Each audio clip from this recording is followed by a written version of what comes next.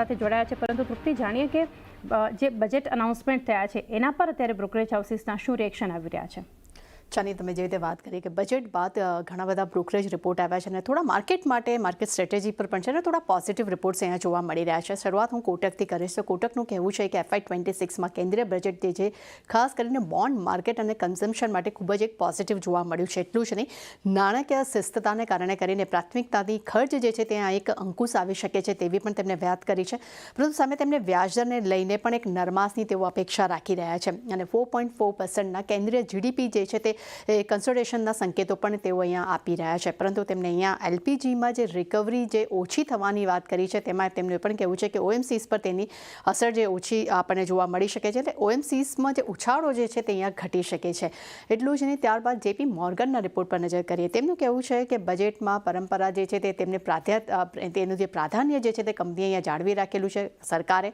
એટલું જ નહીં, ટેક્સ કાપથી ખર્ચની બાજુએ થોડુંક એક કન્સોલિડેશન મૂડ જોવા મળી શકે છે અને ટેક્સ કાપથી શહેરી ખપતમાં એક વધારો આવી શકે છે. અને એટલું નહીં, ટેક્સની કુલ અસર જે છે તે GDPના 0.3% જેટલી અહીંયા જોવા મળી શકે છે.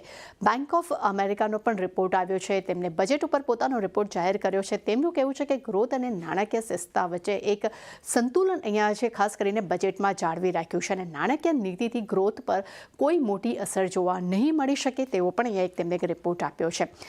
ખાસ કરીને ઇન્ક્રેડના રિપોર્ટ પર નજર કરશું. તેમને ભારતીય માર્કેટ પર પોતાનો રિપોર્ટ આપ્યો છે. તેમનું કહેવું છે કે સાવધાનીના વલણ સાથે તેઓ લાર્જ કેપ પર તેઓ ખાસ ફોકસ હવે તેઓ આપી રહ્યા છે, જેમાં બ્રિટાનિયા, હીરો મોટોકોર્પ અને મારુતિ સુઝુકી આ 3 કાઉન્ટર જે છે તે તેમના પસંદગીના કાઉન્ટર પર હાલમાં જોવા મળી રહ્યા છે. પરંતુ તેઓ નિફ્ટી માટે વર્ષાંતે તેઓ લક્ષ્ય જે છે તે 23,260નો તેઓ યથાવત રાખી રહ્યા છે.